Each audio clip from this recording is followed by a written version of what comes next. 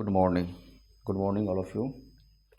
Channel name is मामला बनता है और हम आए हैं आपके लिए 5th वीडियो लेकर के ऑल इंडिया बार एग्जामिनेशन का। So on the screen question number is 53 and you will get each and everything with explanation. आपको सब कुछ मिलेगा एक्सप्लेनेशन के साथ। बट आपके स्क्रीन पर 53 नंबर जो क्वेश्चन है वो क्वेश्चन ऑप्शन के साथ है जो आपके एग्ज़ाम के पैटर्न में आता है, और इसी तरह से 4 ऑप्शन आपका रहेगा। तो बहुत जल्दी से कंप्लीट करते हैं और अच्छे से कंप्लीट करते हैं। 53 नंबर क्वेश्चन है, principle of res judicata applies, यानी रेस जुडिकाटा कहाँ अप्लाइज होती है, राइट। तो सबसे पहले उसे हम जान लेते हैं, तब हम ऑप्शन पर जाएंगे। रेस जुडिकाटा न्यायिक सिद्धांत है, न केवल मुख्यवादी और प्रतिवादी बीच लागू होता है बल्कि सब प्रतिवादियों और सहवादियों के बीच भी लागू होता है यदि पूर्ववर्ती मुकदमे में उनके बीच मुद्दा सीधे और पर्याप्त रूप से विचाराधीन था। The principle of res judicata applies not only between the main plaintiff and defendant but also between co-defendant and co-plaintiff if the matter in issue was directly and substantially in issue between them in the former suit। यानी जब आपने इसे समझा तो आपको पता चला कि यदि हम को डिफेंडेंट का ऑप्शन को लेते हैं तो और को प्लेंटिफ को लेते हैं तो ये दोनों होगा, यानी ए और बी दोनों होगा। That means C number question is correct. C number question जो है वो बिल्कुल आपका क्या है, करेक्ट है, राइट। तो नेक्स्ट चलते हैं 54 नंबर क्वेश्चन पर। 54 नंबर क्वेश्चन क्या बता रहा है? 54 नंबर क्वेश्चन पूछ रहा है कि validity of a foreign judgment can be challenged under section 13 of CPC. यदि मैं सीपीसी की बात करूँ, सिविल प्रोसीजर कोड सेक्शन 13 की, इसमें साफ साफ बताया गया है कि this deals with the conditions under which a foreign judgment will not be conclusive. This challenge is always made in a civil court when the foreign judgment is sought to be enforced or relied upon in India. Criminal matters are governed by different provisions. यानी यह चुनौती हमेशा एक civil court में ही की जाती है जब भारत में विदेश निर्णय को लागू करने या उस पर भरोसा करने की मांग की जाती है। तो करेक्ट आंसर जो होगा ये होगा, ये सिर्फ कहाँ होगा, सिविल कोर्ट में होगा। That means option A is correct. यानी इस तरह से आपके स्क्रीन पर जो ऑप्शन है, ऑप्शन ए जो है क्या हुआ, तो करेक्ट है, right. Option A is correct option. Now 55 number question. 55 number question में पूछा जा रहा है कि under section 15 of CPC every suit shall be instituted इन, यानी सीपीसी से क्वेश्चन है। तो सीपीसी का सेक्शन 15 बताता है कि धन संबंधी क्षेत्राधिकार को और श्रेणी के अनुसार क्षेत्राधिकार के नियम को बताती है। यह अनिवार्य करती है कि प्रत्येक वाद को सबसे निचली श्रेणी के उच्च न्यायालय में दायर किया जाएगा जो उसका विचारण करने के लिए सक्षम है। विचारण में ट्रायल में जाने के लिए सक्षम है। It is very very clear for you all. Section 15 of the CPC state the rule of pecuniary jurisdiction and jurisdiction as to grade. It mandated that every suit shall be instituted in the court of the lowest grade competent to try it. This is to prevent higher courts from being unnecessarily burdened with cases that lower courts are capable of handling. Right? तो इस तरह से इसका जो सही answer जो होगा ये होगा कि the court of the lowest grade, यानी सबसे निचली अदालत में आपको ये बताता है। और इस तरह से करेक्ट आंसर जो हो गया ये हो गया आपका B number, right. Next question पे चलते हैं। 56 नंबर। बहुत अच्छा एक केस दिया है छोटा सा कि एक्स रेसिडिंग इन दिल्ली में रहता है, पब्लिश्ड स्टेटमेंट डिफेमेटरी, ये आपका मानहानि का है, to Y in Calcutta Y can sue X at, यानी वाई जो है कहाँ पर उसे केस दायर करेगा या फाइल करेगा, कहाँ पर। देखिए बहुत अच्छी सी बात मैं आपको बताऊं कि सीपीसी की जो सेक्शन 19 जो है यह आपको व्यक्ति या चल संपत्ति की गलतियों के लिए मुआवजे के मुकदमे होते हैं। इसके तहत 19 धारा 19 के तहत एक मुकदमा या तो वहाँ दायर किया जा सकता है जहाँ प्रतिवादी रहता है, यानी जो दिल्ली में है, या जहाँ गलत कार्य किया गया था कलकत्ता, जहाँ मानहानि कारक बयान प्रकाशित किए गए और नुकसान पहुंचाया गया, यानी जहां इंसिडेंट हुआ वहां पर आप कर सकते हैं, नहीं तो जहां पर वह रह रहा है वहां भी कर सकते हैं। Right, so correct answer is D number answer जो है ना आपका क्या है, करेक्ट है। इधर दिल्ली और इन कैलकाटा, यानी या तो आप दिल्ली में कीजिए या तो आप कैलकाटा में कीजिए।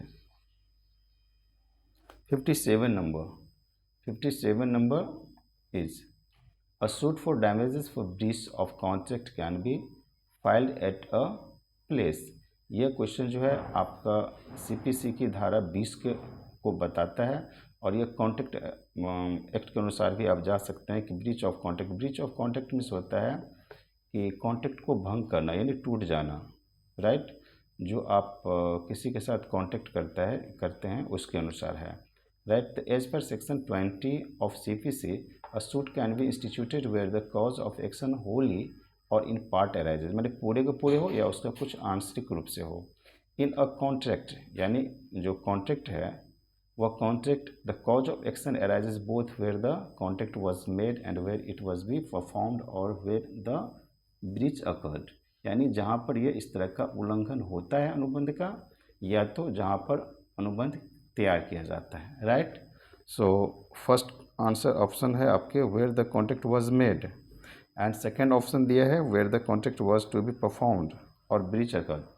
राइट, तो इस तरह से इसका जो करेक्ट आंसर जो होगा वो होगा सी नंबर है एनीवेयर इन इंडिया। तो ये एनीवेयर तो नहीं होगा, D number is correct, A and B. यानी डी में क्या बताता है कि ए और बी दोनों के बारे में, यानी ए भी सही है और ये भी आपका सही है, ये तो बिल्कुल सही नहीं है, इसलिए ए एंड बी आंसर होगा और ए एंड बी आपका डी नंबर ऑप्शन में दिया हुआ है।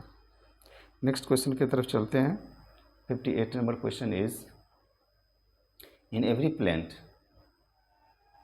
Under section 26 of CPC facts should be proved bye.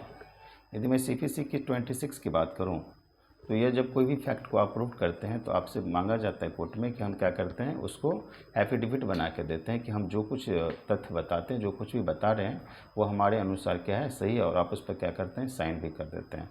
CPC की सेक्शन 26 में जो आदेश है, ऑर्डर है 6, और उसमें जो रूल है 15A जो बाद में डाला गया था, इससे पढ़ा जाए तो ये अनिवार्य करती है कि एक वाद पत्र, राइट, एक प्लेंट जो तैयार करते हैं, एक वाद पत्र में तथ्यों को शपथ पत्र एफिडेविट द्वारा साबित किया जाना चाहिए।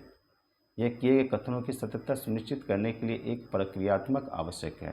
यानी आप जो कुछ पेपर देते हैं या तो इन्फॉर्मेशन देते हैं, फैक्ट देते हैं, तो उसे आप खुद वेरीफाई कर सकते हैं एफिडेविट के द्वारा कि जो मैं प्लेंट में दे रहा हूँ यह क्या है, बिल्कुल सही और सत्य है। तो आपको सेक्शन याद रख लेना है कि CPC की सेक्शन 26 और ऑर्डर जो है 6 और नियम जो है, रूल जो है 15A, ये हमें क्या करता है, बताता है एफिडेविट के बारे में। इसलिए हम लोग क्या करते हैं, एफिडेविट लगा करके अपने आप को कभी जब स्वयं आपको मालूम रहता है कि हमारा जो भी जानकारी है हमारे द्वारा वो सही है तो एफिडेविट के द्वारा देते हैं, वो हमारे CPC के सेक्शन 26 में है।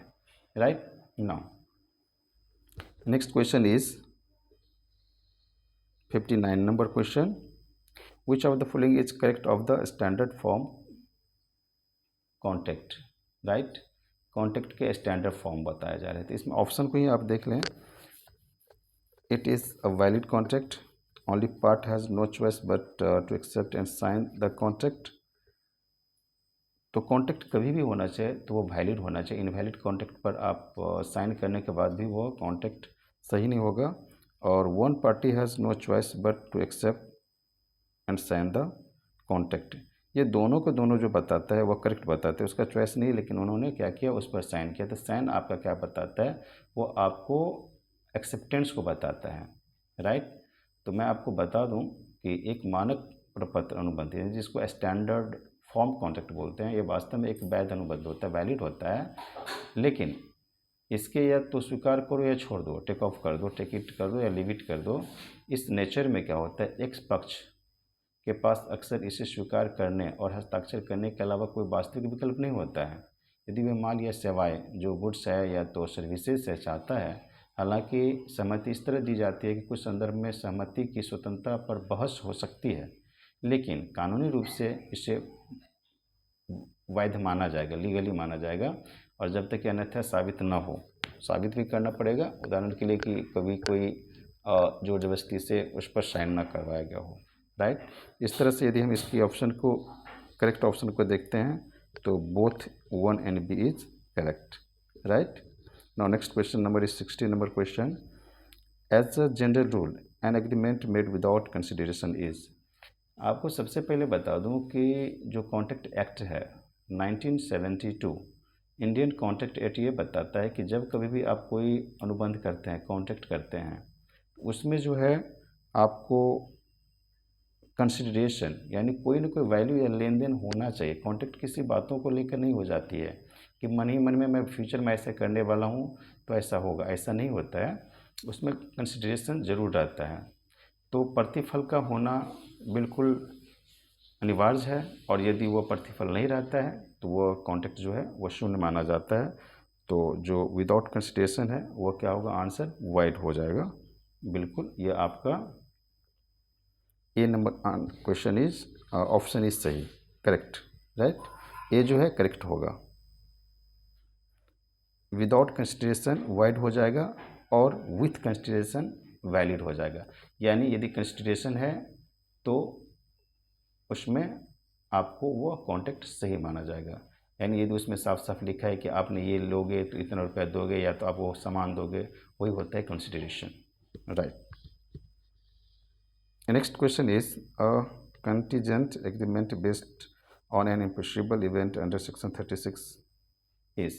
36 के अंतर्गत क्या आता है? यदि इंडियन कॉन्ट्रैक्ट एक्ट की बात बताता हूँ, और इंडियन कॉन्ट्रैक्ट एक्ट 1872 में सेक्शन 36 ये बताता है कि असंभव घटना के घटने पर कुछ करने या न करने के लिए आकस्मिक समझौते शून्य होते हैं, चाहे समझौते के पक्षकार को समझौता करते समय घटना की असंभवता ज्ञात हो या न हो। ऐसा होना है कि नहीं होना, यह ज्ञात है कि नहीं, यह मालूम, यह जरूरी नहीं है, लेकिन यदि असंभव घटना घटने पर कुछ करने या न करने की आकस्मिक समझौते शून्य होते हैं।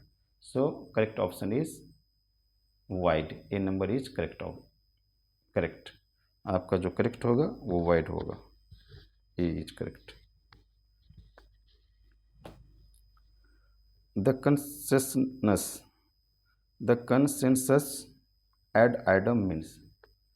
ये जो क्वेश्चन है वो आपका है कंसेंसस एड आइडम, ये क्या बताता है? सबसे पहले ये बता दूं कि कंसेंसस एड आइटम ये एक लैटिन फ्रेज है। इसका मीनिंग जो होता है एग्जैक्ट यदि मैं इंग्लिश में बताऊं तो ये होता है कि agreement to the same thing, right. तो कॉन्ट्रैक्ट लॉ में बताया गया है कि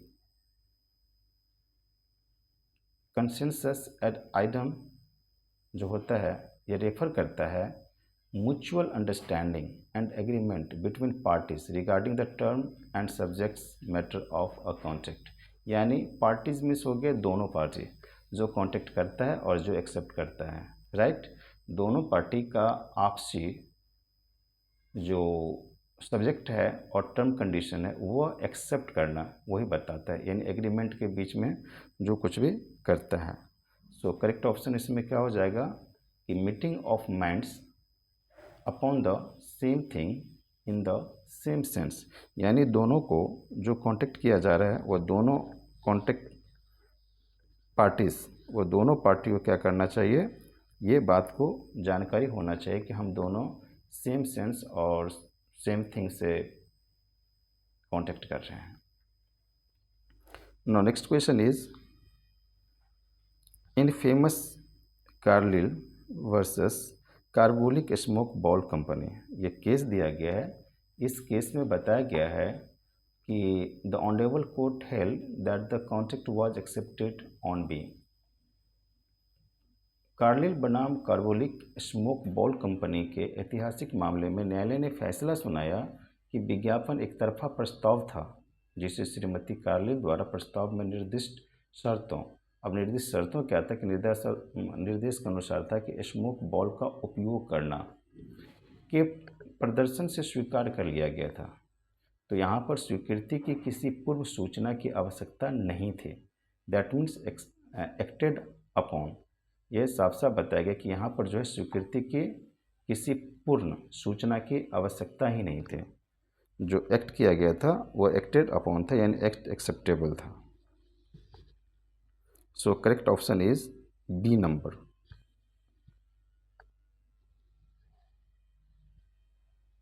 Inadequacy of consideration does not make the contract. Inadequacy, भारतीय अनुबंध अधिनियम इंडियन कॉन्ट्रैक्ट एक्ट यह बताता है 25 सेक्शन में, और उसमें एक्सप्लेनेशन भी किया गया 2 के अनुसार कि जब कभी भी एक समझौता जिसमें वचनदाता जो वचन देता है एक्सेप्ट करता है कि सहमति स्वेच्छा से दी गई है, केवल इस कारण से सुन नहीं है कि प्रतिफल अपर्याप्त है। प्रतिफल वही हो गया कंसिडरेशन, यानी और कंसिडरेशन यदि इनएडिक्वेट है यानी अपर्याप्त है, पूरे का पूरे जितना चाहिए वह सफिशिएंट नहीं है, पर्याप्त नहीं है। प्रतिफल की अपर्याप्तता यह निर्धारण करने के लिए कारक हो सकती है कि सहमति स्वतंत्र रूप से दी गई थी या नहीं। यदि जो है कंसिडरेशन वह पूरा नहीं है तो वहाँ पर ये होगी कि सहमति जो है कंसेंट जो है वह स्वतंत्र रूप से दी गई थी या नहीं दी गई थी। सो इस तरह में जहाँ पर इनएडिक्वेट रहेगा कंसिडरेशन वहाँ पर आपको नाइदर वाइड और न वाइडेबल होगा। Means D number is correct option, D is correct. 65 number question है आपका, अ जस इन पर्सनम, जस इन पर्सनम मीन्स अ राइट अगेंस्ट। यह एक लैटिन वर्ड है जस इन पर्सनम, इसका मतलब ये होता है कि किसी व्यक्ति के खिलाफ अधिकार। लैटिन वर्ड जो दिया गया है जो जस इन पर्सनम, इनका मीनिंग होता है किसी व्यक्ति के खिलाफ अधिकार, राइट, यानी आप कह सकते हैं राइट अगेंस्ट अ पर्सन। और ये एक लीगल टर्म है for a right that the enforceable only against a specific person और group of persons rather than against the world at large. यानी कानूनी शब्द जो है ये आपका जस्ट इन पर्सनम, जो कि एक अधिकार के लिए है, ऐसे अधिकार जिससे केवल किसी विशिष्ट व्यक्ति या व्यक्तियों के समूह के खिलाफ लागू किया जा सकता है, न कि पूरी दुनिया के खिलाफ, राइट। यही आपका है। तो इसका मतलब ये हो गया कि करेक्ट आंसर ये होगा कि ये जस्ट इन पर्सनम बताता है कि आप अपने राइट को एक स्पेसिफिक पर्सन के लिए ही उपयोग कर सकते हैं, पब्लिक के लिए नहीं कर सकते हैं, स्पेसिफिक थिंग के लिए नहीं कर सकते, नन ऑफ दिस भी नहीं होगा, पर्सन ही होगा। तो specific person means A number is correct answer, right. इस तरह से आपने इस वीडियो में इतने क्वेश्चंस को अटेम्प्ट किया। होप आपको समझ में आया होगा। Thank you so much.